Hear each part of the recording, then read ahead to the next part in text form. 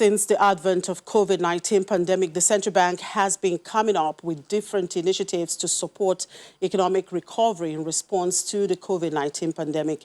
The latest of such initiatives are the unveiling of a 200 billion naira loan for the federal government's social housing program as part of the Economic Sustainability Plan 2020.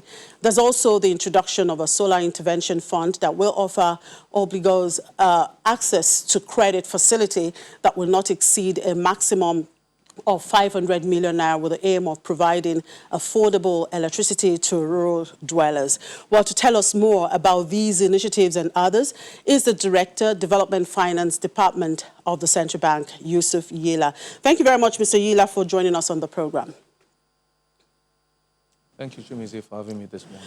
Now, let me begin by asking, we've seen Central Bank doing so much, coming up with different initiatives. This time we have social housing program and rural electrification through solar system. One would ask, are these within the mandate of the bank? What then is the role of the Ministry of Finance? Thank you, Chumizi. If you read the CBN Act, Section 31 allows us to embark on development finance activities. And these activities we carry out are within the remit of the Act. And they're not really in isolation. We're working complementary with the fiscal authorities. The guidelines that you recently just mentioned, we've been working as part of the Economic Sustainability Committee. So the CBN is not just doing it on its own. It's working with the Federal Ministry of Finance, and it's within the ambit of the Act setting up the central bank, which is around development finance, if you go through Section 31, like I mentioned, of the Act. Now, let's look at the social housing initiative. 200 billion naira is being put into this project. Can you give us a sense of how this will be implemented and what's driving it? Okay, you mentioned initially the Family Home Fund was set up by the federal government, shareholders being the Federal Ministry of Finance and the national, the NSIA.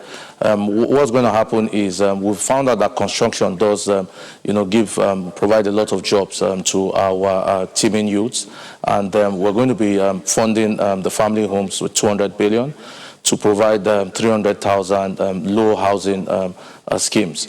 What will happen is that these housing schemes are going to be built with, youths that can, do very easy work, things like tiling, things like, roofing. Most of 90 or 95% of the materials are going to be sourced locally, so that will drive some of the construction industry activities. And this money will be disbursed to them in tranches. State governments are going to provide land. What developers typically need to do is approach the family home funds, show them the plans, look at the areas where the houses are going to be built, and then come to the family home funds and CBN and apply for these funds.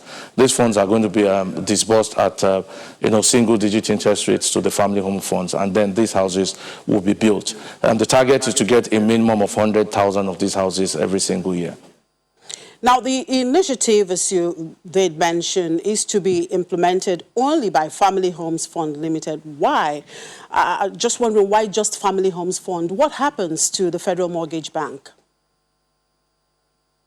Okay, yeah, so this is the initial construction of the houses. The Federal Mortgage Bank is going to play a role later on, because these houses, when fully built, are going to be sold to our citizens. So citizens can approach the Federal Mortgage Bank for loans after these houses have been packaged, and then the Federal Mortgage Banks can offer them mortgages to be able to acquire these houses. So the Federal Mortgage Bank is going to play a role later on, but the houses have to be built initially, and then people will buy them. Now, we've had several mass housing projects in the past, both in the federal and state levels. What makes this different? What makes this different is that we are going to be, there's going to be better monitoring, M&E, there's going to be better monitoring. We're working with all the the state governments who own land and who are very important. Previously, I think the state governments were taken out of the equation, so the state governments are going to be part of it. Family home funds are the ones going to be disbursing the funds. So it's a whole ecosystem. Every player has been spoken to. They've been part of the development of the guidelines, and we've carried them along. And we are certain, working with the family home funds, that this time it's going to be successful. So with better monitoring, better engagement of the stakeholders, all relevant stakeholders, this time we're hopeful that this is going to be different.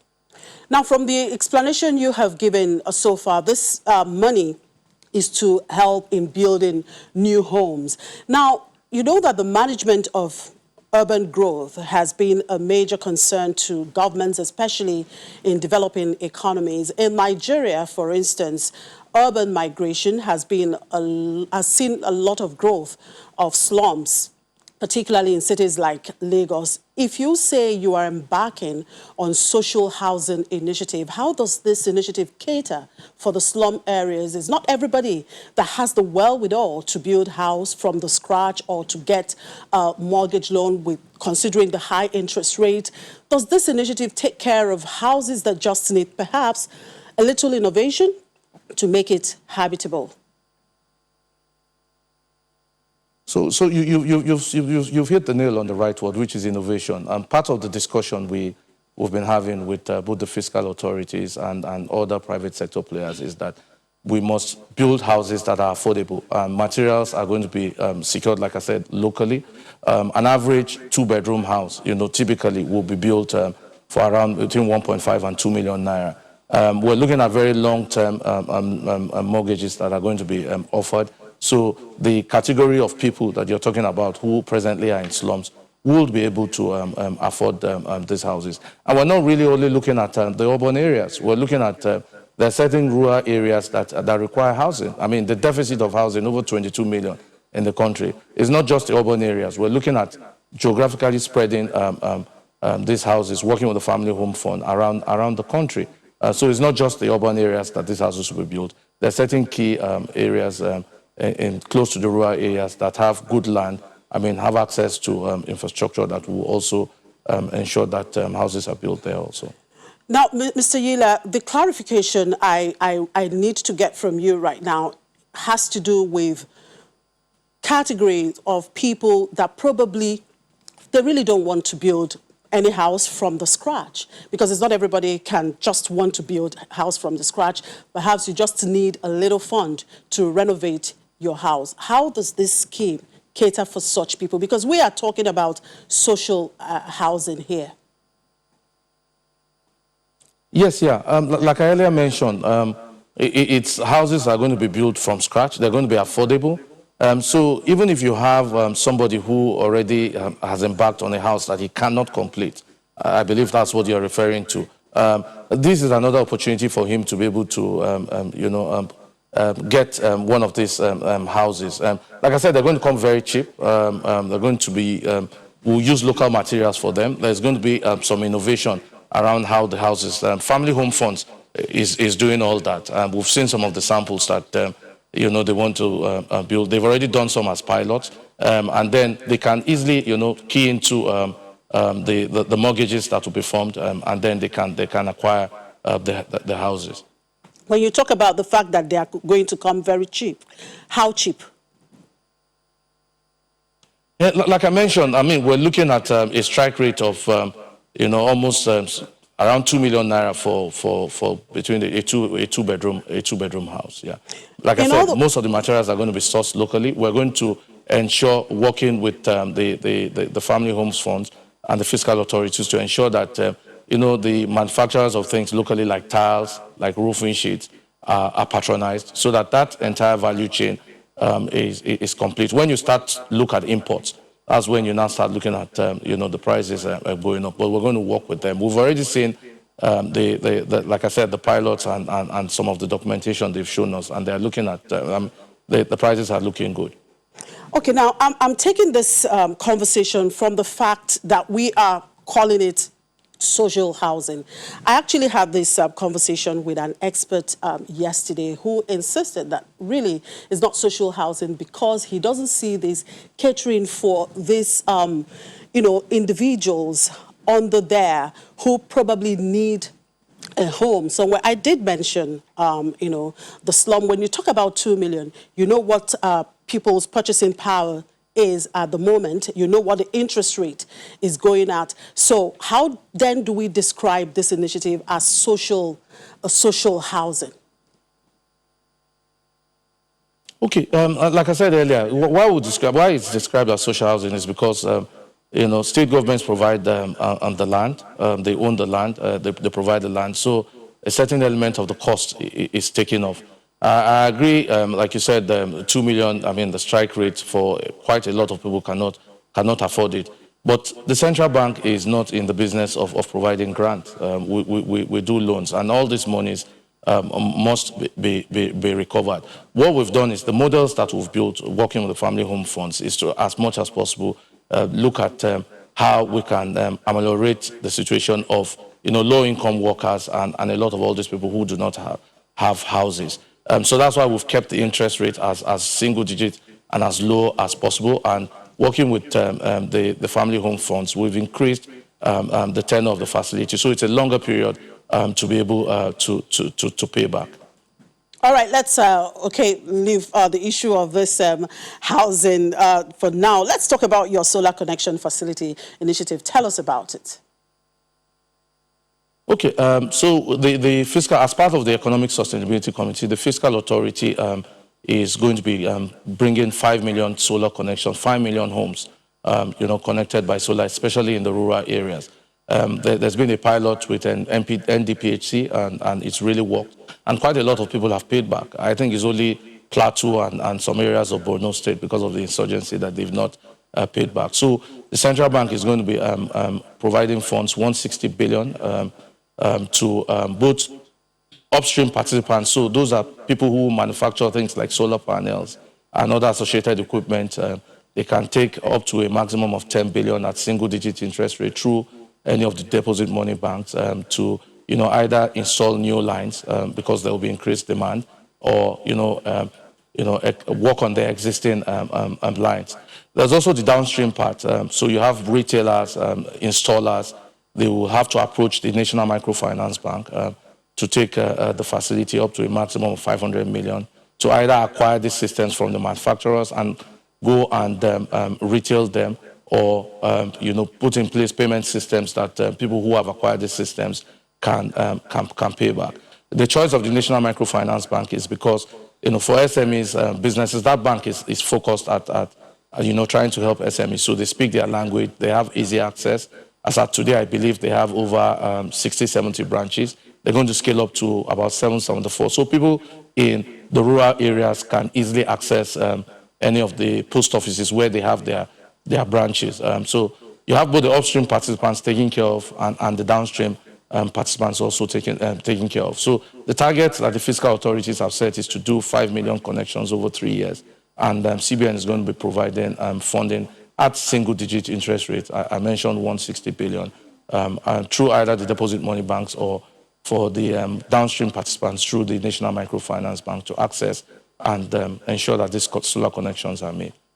All right. Now, looking at these initiatives that you have mentioned, both the solar connection initiative and, of course, the housing initiative, you intend to have manufacturers source their materials, inward here. But were you able to do some kind of feasibility studies to understand if these manufacturers have the capacity, to actually get those materials here? Because a lot of building materials are imported, even when you talk about your solar. Yes, so they have a roadmap. I mean, their plans, and NASENI, one of the government agencies, has proven that indeed, most of the materials can be sourced locally. And like I said earlier, just like the housing where there's been a pilot, NASENI has been involved in building these solar panels. So indeed, there's capacity. Might not be 100%, but gradually, I believe they will get there. There's also a solar plant in Borno State and some other parts of the country. So indeed, it might not be 100% initially, but at least quite a significant amount of the materials are sourced locally. For solar panels, the basic material is sand, and we have that in abundance. So it's a gradual process, and then over 3 years, those connections will be made. Well, you talked about a single-digit interest rate, and I got someone asking a question here. When you talk about single-digit, what is the amount? Is it 9%? Is it 8%? But I'm sure you're talking about 9% here. And of course, how long, would the payment be made? Okay, so the single-digit interest rate today, because of COVID, we've come down from 9% on our intervention facilities to 5%. So for the first year, it will be at 5% until March 1st, 2021, and then it will revert to 9%. We've tried as much as possible to make sure that the tenure of the loan is extended. So we're looking at between 7 and 10 years for both for especially the manufacturers of the panels and other associated equipment. Well, Mr. Yila, when is this initiative expected to take off? What is the timeline for the takeoff of this initiative? Is it immediately? And what are the sustainability plans in place for the long-term project? Thank you, Chimeze. We rolled out the guidelines this week. They're available on the central bank website. We've used the other channels that we use to communicate. So the guidelines are already running, and we've started receiving applications through the various channels, the deposit money banks and NISA. There are also inquiries on how manufacturers, retailers can participate. Some are seeking for clarifications, and we've been providing those. So it's already kicked off. It's part of the Fiscal Authority 2.3 trillion sustainability plan. So we're working assiduously to ensure that the terms of the broader plan, this is just a subset. They're all met. Now, can you, let's leave this other initiative. Can you update us on the 100 billion naira and 1 trillion naira targeted facilities for manufacturers? Some of them still have issues accessing these funds. Okay, I'll be surprised, Chimeze, if you say about access. So I'll start with the 50 billion, the targeted credit, which Governor Emefiele has increased to 100 billion. As of today, we've disbursed 73 billion to over 140,000 SMEs and households. We still have 27 odd billion to go. Applications are being processed as we speak. So pretty much 73 out of 100 billion, 140,000 people have benefited, mostly households. You will begin to see from next week success stories, people who have benefited, who have received this money, who've lost their jobs, and the impact of what this funding has done to them, both businesses and households. So that is for the TCF. Has moved from 50, which we initially set aside, to 100 billion. And across the entire country, yes, there are various, like the Southeast and the Northeast have not, maybe due to access, but we're looking at how we can address that. But across the country, a lot of our citizens have benefited.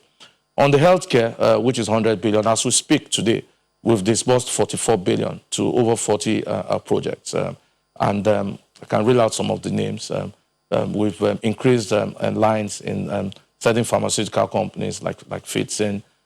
Some homes, some hospitals have benefited from the facility. Also, we've even provided funding to a funeral home in Lagos. So a lot of them have increased their lines. Some construction work is ongoing. Your previous question about how we can sustain this thing, we're doing aggressive monitoring and evaluation, working with the deposit money banks to ensure that indeed these funds that have been, the facilities that have been provided are used for the purposes that they've been given for. So there's increased monitoring and as we speak, a lot of our staff are in the field and in the deposit money banks, monitoring what is going on. So that's for the healthcare. For the manufacturing, we've disbursed over 350 billion. Just last week, for the Lagos Railway, we did 93 billion. So quite a lot of activity. Jobs have been, hitherto jobs that would have been lost because of the COVID. The funding that we've been able to give a lot of the manufacturing concerns, because they employ quite a lot of people, textiles, those in the free trade zone area. They've kept these people working. So quite a lot has been done as part of the Monetary Authority stimulus plan for the COVID. Then lastly, I also want to talk about the research and development, the healthcare research and development grant. So the applications are being received. There's been a lot of inquiries around that. That is a grant. That is the only grant that we're doing as part of the stimulus. And then disbursements should start in the month of October. So the body of experts chaired by the DG NAFTAC is presently looking at the applications. For me, the most exciting thing for the healthcare, we've received applications in excess of 63 billion. But the good thing to note is that 90% of those applications are coming from our universities. So that's quite exciting, and we look forward, to disbursing these grants so that, not only for COVID, but other illnesses and herbal treatments that we can domesticate in Nigeria, we should be able to do some research and then, fund those manufacturing the pharmaceuticals that will produce them. Now, Mr. Yila, just before I let you go, I need a quick comment from you. I know you would say this perhaps is not your purview, but at least you work with the central bank. What is this new self-certification forms initiative that's making the round all about? I don't have any information on that. I think you need to speak to the relevant, maybe that will be for our corporate affairs director. I have absolutely no comments on that. All right. Well, I guess we'll have to get in touch with your corporate affairs department to actually find out what this initiative is all about, because it's creating a lot of confusion out there. Thank you very much for your time, Mr. Yusuf Yila, the Director of Development Finance Department of the Central Bank. Thank you, Chimeze. I also have expected that you talk about the national gas expansion plan. For me, I used to work in oil and gas in my previous roles. That is very, very important. That's 250 billion. We're looking at how we can, convert a lot of vehicles in Nigeria, either that use fuel to CNG. Also provide LPG to our citizens. A lot of them use firewood and other means for cooking. So that's 250 billion. It's part of the economic sustainability plan. And also there's the food for jobs, which we've been working with the fiscal authorities, Ministry of Agri. As we speak, we've disbursed over 10 billion to about 3 private sector players, Afex, Babangona, Thrive Agric. They have over 80,000 farmers that are going to be farming maize. They've planted, they've applied fertilizer. So we're looking at a bumper harvest. Luckily, those farms are in the north central area, mostly in Kaduna, so they're not affected by the flood. But what we've done in response to the flood is to try and see how we can do a large-scale dry season farming. The governor of the central bank has said that, look, we need to be able to provide funding for that. And we're already working with all the players, the Ministry of Agri and the banks also, to see how we can fund some private sector players to do the biggest dry season ever in the history of this country this year. So that will address and negate the flood issues that we've had in the Northwest. And just wanted to comment on that. Yeah, this initiative we've seen this initiative that you just mentioned, talking about agriculture, we've seen that food inflation really has been on the rise. How would this actually help to taper food inflation? Okay, inflation, is a lagging indicator. Food prices are beginning to come down. It's a big basket of our composition that we track. But food prices, as we speak, are beginning to trend downwards.